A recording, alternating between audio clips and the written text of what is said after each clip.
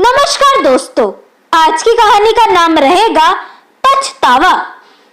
सुबह सुबह नेहा का फोन आया। पारुल जी ने फोन उठाया। फोन उठाते ही नेहा दीदी ने शिकायत शुरू कर दी। माँ, ये कैसी साड़ी भेजी थी आपने मेरे लिए? इतनी हल्की फुल्की, मुझे तो गिफ्ट बिल्कुल पसंद नहीं आया। पता है मेरी जेठानी भी हंस रही थी कि तुम्हारे मायके में तुम्हारी यही औकात है क्या? मुझे बिल्कुल अच्छा नहीं लगा। इससे तो गिफ्ट ना ही भेजती तो ही अच्छा था। सुनकर पारुल जी का गुस्सा सातवें आसमान पर हो गया। बड़बड़ाते हुए अपने कमरे के बाहर आई और लगभग चिल्लाते हुए बोली, राकेश, राकेश, जरा बाहर आओ, मुझे तुमसे जरूरी बात करनी है।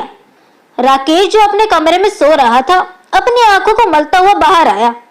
उसके साथ साथ उसकी पत्नी अंजलि जो रसोई में थी वो भी बाहर आई। क्या बात है माँ, क्यों चिल्ला रही हो आप? ऐसा क्या हो गया जो इतना गुस्से में हो? गुस्सा नहीं करूं तो और क्या करूं? कल नेहा के घर गए थे ना तुम? हाँ, तो आपने ही तो भेजा था कि उसका जन्मदिन है तो गिफ्ट दे आना। पर तुमने नेहा को उसकी जगह सीमा को गिफ्ट क्यों दे दिया? मुझे समझ में नहीं आया कौन सा गिफ्ट किसको देना है, इसीलिए दे दिया। फोन भी तो लगाया था आपको, लेकिन आप तो मंदिर में थी उस समय, इसीलिए बात ही नहीं हो पाई। मुझे लगा कि आप बात ही नहीं करना चाहती अब इस बारे में, तो इसलिए मुझे जैसा समझ आया मैंने उस हिसाब से अपनी तरफ से दे दिया। और वैसे भी माँ, क्या फर्क पड़ता है? वे दोनों ही तो साड़ियाँ सेम थी, आप ही तो बता रही थी, तो फिर क्या फर्क पड़ता है? तुम्हें फर्क नहीं पड़ता, लेकिन मुझे फर्क पड़ता है।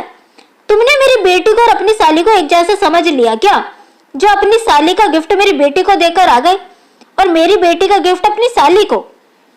अरे तो उसमें क्या हो गया माँ, दोनों साड़ियां तो सेम ही थी, आप ही तो लाई थी। आप ही ने तो कहा था दोनों बिल्कुल सेम है। एक जैसी साड़ियां थी तो इसमें इतना बुरा मानने की क्या बात है? तुम्हारा दिमाग खराब है क्या? मैं मेरी बेटी को ऐसी साड़ी देती क्या?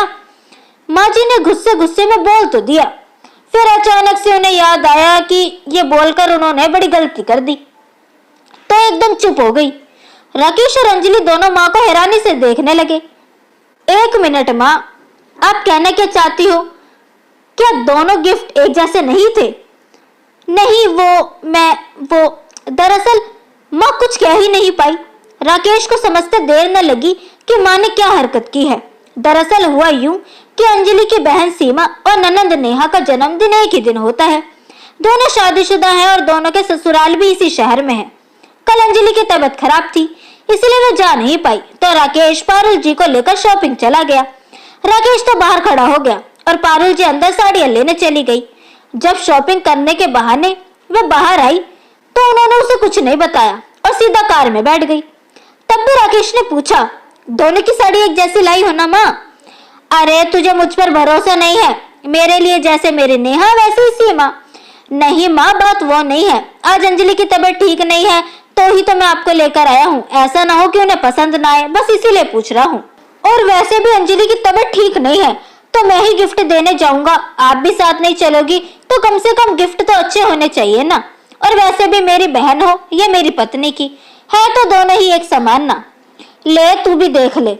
उस समय तो पारुल जी ने राकेश को जो साड़ी दिखाई वो बड़ी सुंदर थी और उसे दिखाकर कहा कि दूसरी साड़ी भी सेम ऐसी है। तो वह अपने आप को समझा चुका था कि दोनों सेम ही होंगी, जबकि सीमा की साड़ी बिल्कुल हल्की फुल्की सी थी।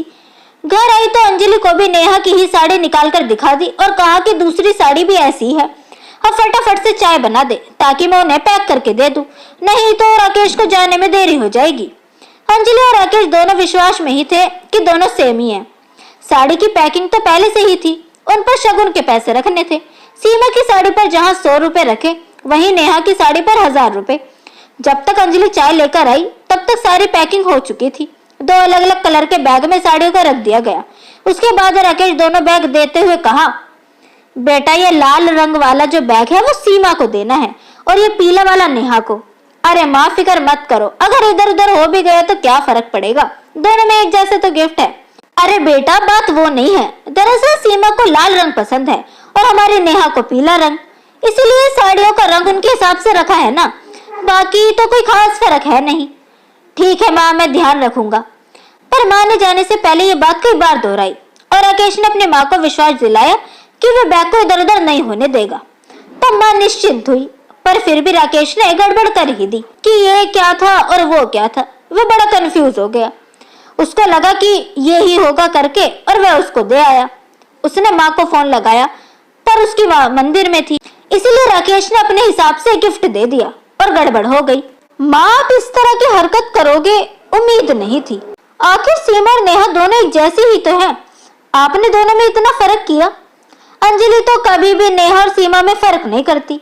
सीमा उसकी छोटी बहन है, उसी के बराबर नेहा को भी प्यार देती है। और आप? पारुल जी नजरें झुकाए सुन रही थी। गलती उन्हीं की थी। अंजलि ने कुछ नहीं कहा, बस हैरानी से पारुल जी की तरफ देखे जा रही थी। मुझे लगा मेरे बेटे के बेवजह खर्चा क्यों हो, आखिर बहू की बहन के लिए इतना खर्चा क्यों करना।